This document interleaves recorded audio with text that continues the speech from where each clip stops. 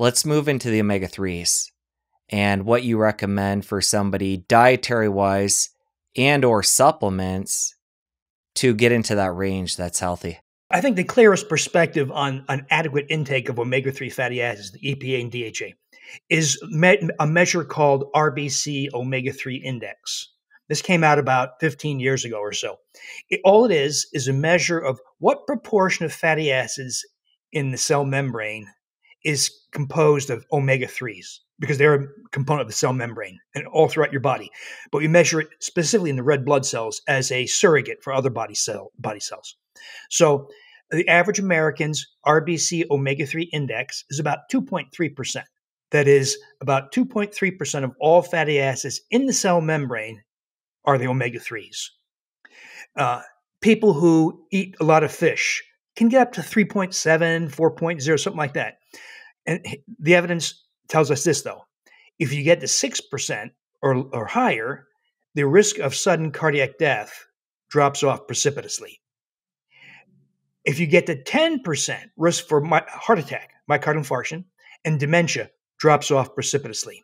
So we've been aiming for about 10%. And so years ago, we measured everybody's RBC omega-3 index and tried to get to 10%. But what I found was if people were getting in the vicinity of 3,000 milligrams to 3,600 milligrams of the combination of EPA and DHA, they would almost always get around 10%. So I stopped measuring it just to, not to incur costs. Because if people took that dose of omega-3s. Now, the real way to get omega-3 is to eat brain and fish and shellfish. Well, no modern people want to eat brain anymore. You could. There are some risks nowadays, though, of what are called prion diseases, like mad cow disease, because of some crazy farming practices. So most people don't want to, and it may not be as safe as it used to be. And eating a lot of fish and shellfish, but we can, once again, right? Mercury and cadmium. So taking fish oil is just a convenient and safe workaround. It's not ideal, but it's a workaround for all the problems that humans have caused on the planet. I've heard some concern about rancidity when it comes to fish oil. I think it's the fact that they oxidize so easily. How do you feel about that? And is there a specific brand you can recommend that's immune to that? This used to be a big problem. Up until maybe 10 years ago, you could go to the pharmacy and you'd open the container and it stunk like dead fish. So oxidized omega-3s stink like dead fish. That's why dead fish stink. But since then, most companies have cleaned up. And so, for instance, there used to be I had a good friend who lived in Halifax, Nova Scotia, and he started a company called, what was it called back then? I think it was called Ascenta. He sold his company since. But what they would do, and a lot of companies have adopted this, is they would not allow the omega-3s to be exposed to air, to oxygen. The whole thing was prepared and encapsulated in nitrogen gas, so that you can't get oxidation in nitrogen gas, right?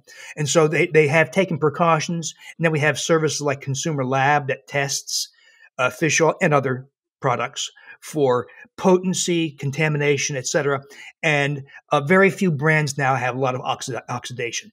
You can consult with Consumer Labs. It's a subscription service. Or do a very simple thing. Smell it. If your fish oil stinks, don't take it. Change your brand. You want as least fish. It's going to smell a little bit fishy, but it should be a very kind of minimally unpleasant fishiness. Or you could go to triglyceride form. That is, when you eat fish, you're getting the triglyceride form, 3 fatty acids on a glycerol backbone.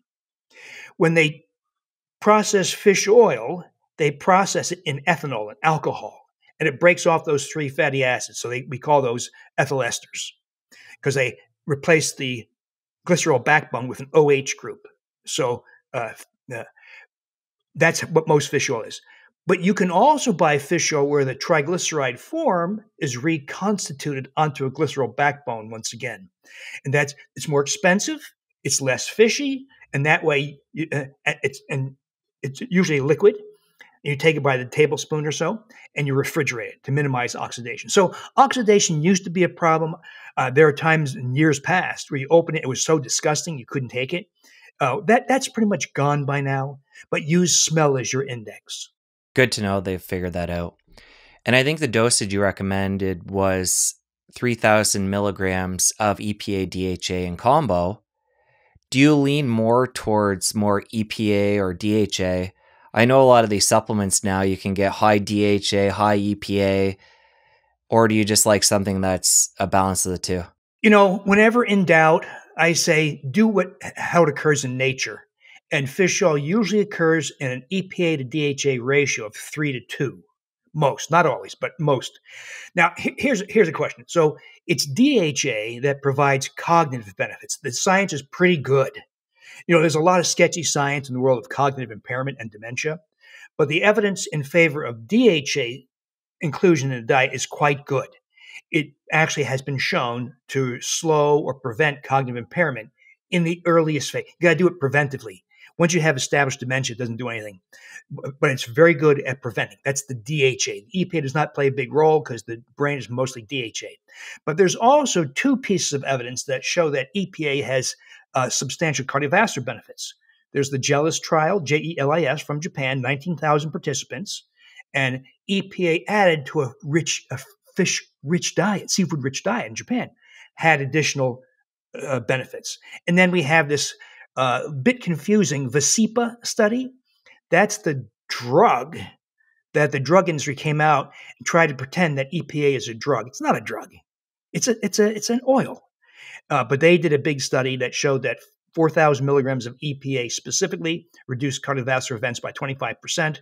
And so there is good evidence that EPA is necessary. So I wouldn't get rid of one or the other. Now, here's the stupidity of Visipa. If you take Visipa, pure EPA, 4,000 milligrams per day, but you want to prevent dementia, you have to take fish oil to get the DHA. But it's illustrative of the nonsense that comes from the pharmaceutical industry. And my colleagues who say, oh, it's a prescription, it must therefore be superior. And you can actually see this in the marketing. You can't get Visipa in a health food store. That's their marketing pitch. Did I have that number right? The 3,000 milligrams of the EPA DHA, the combo of the two? Is that your recommended daily dose?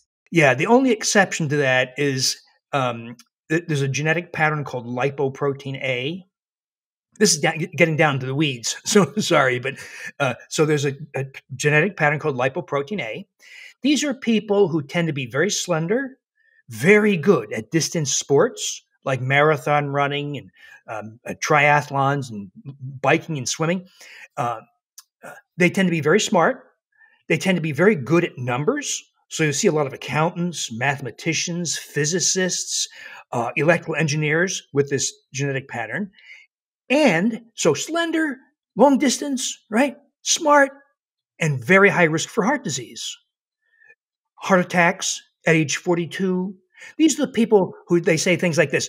Does marathon running cause heart disease? Because this guy was slender. He was 5'11" and weighed 139 pounds and crossed the finish line, had a heart attack. That's what confuses people. It's not the marathon running. It's the lipoprotein A that tends to cause people to seek out long distance exercise. Of course, the drug industry is working on a drug solution to this, but I would look at it differently. And they're going to charge you thousands of dollars, by the way, because it's a biologic. It's an injectable drug to treat this genetic pattern. But let's think about this for a moment. Okay, so people with lipoprotein A, slender, ultra fit, very good long distance exercise, and smart, and very tolerant to deprivation of water and food. They can go extended periods without drinking or eating. Now, wait a minute. In a wild environment, not a modern world, but a wild environment, these are people who can run faster, run longer, don't have to stop for food or water, and smart enough to outsmart their prey and other predators. I hear survival advantage. So here's a different question. What takes something that's a survival advantage and turns it into a cardiovascular risk? Here's what I saw. If you and I, without lipoprotein A, consume wheat grains and sugars, you get an explosion in small LDL, high blood sugar, abdominal fat, all the stuff, high C-reactive protein, measures of inflammation. If a person with lipoprotein A, skinny, fit, smart, cuts his saturated fat, eats more healthy whole grains, follows conventional advice, they have lethal levels of small LDL, VLDL.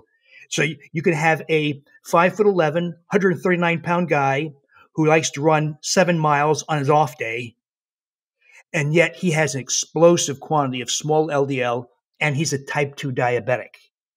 So they're as prone, but more so, to all the bad things that are being advocated in diet.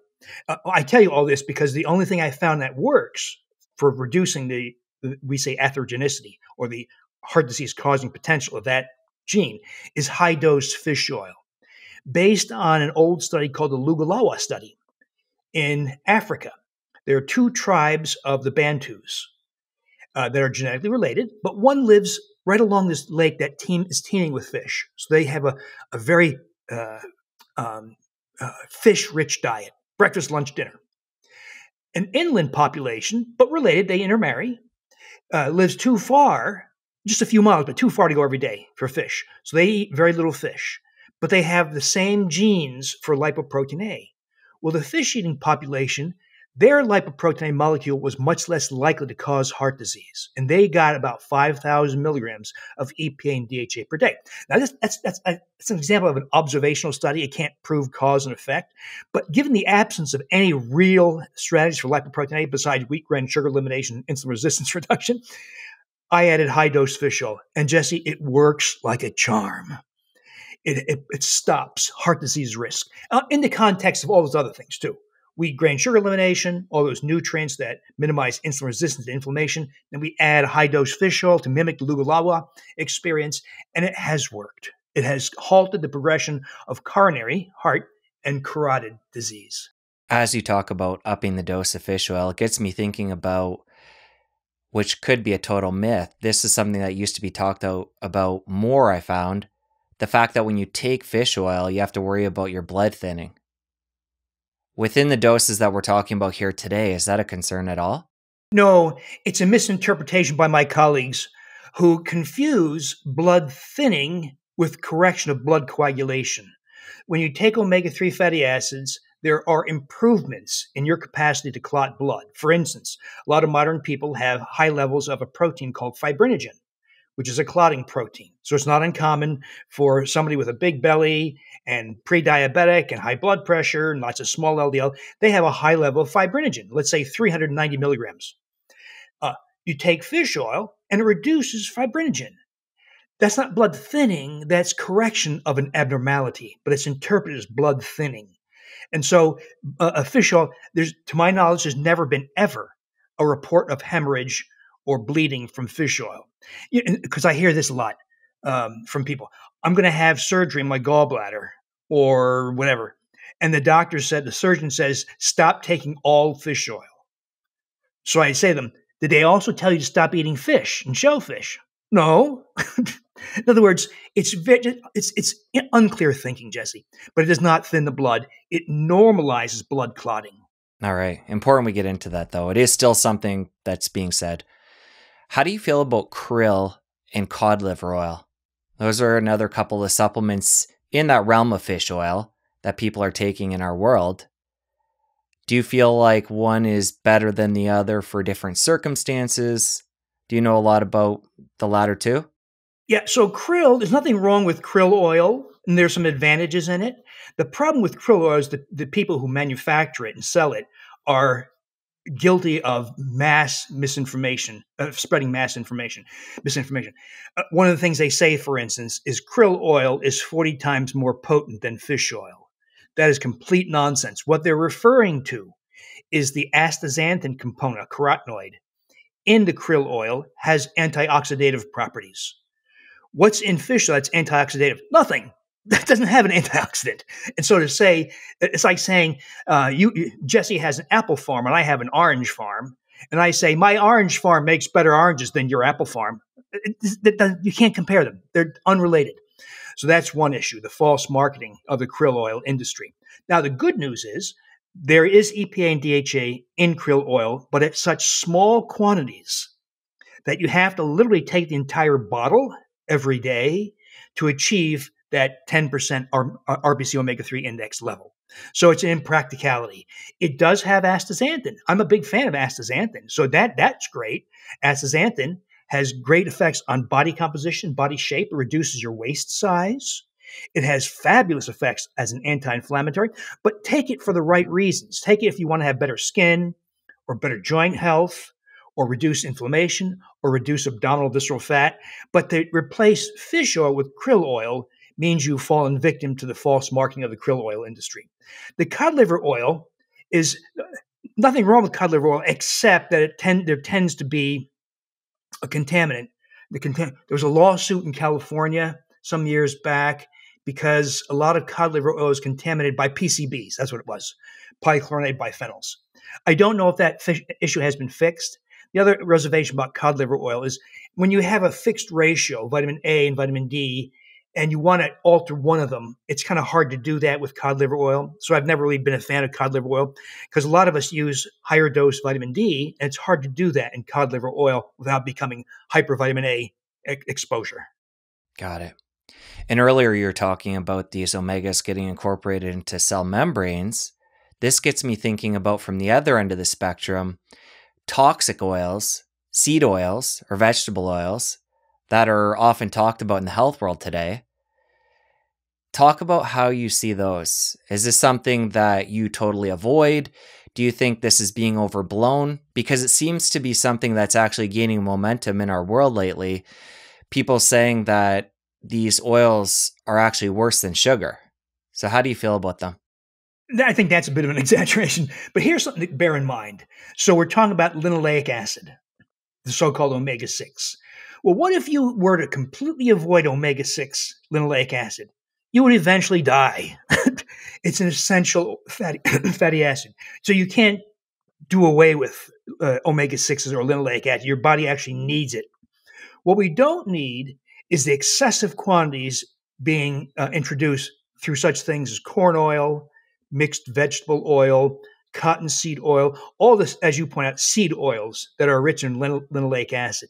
So that's where the overexposure comes from. But you still get some in extra virgin olive oil, avocado oil, the fat in meats and poultry. So you can't avoid them, but you cannot have the wild overexposure that comes from processed and ultra-processed foods and fast food. So that's what we're trying to do. But you still need them. If you enjoyed that clip, you're going to want to head over here and catch a full episode. I'll see you over there. No, there's nothing else that tracks with LDL cholesterol because it's not a real number. It's a fictitious number. It's obtained by something called the Friedewald calculation. The LDL cholesterol reducing franchise, statin drugs, PCSK9 drugs, all that stuff pay huge amounts.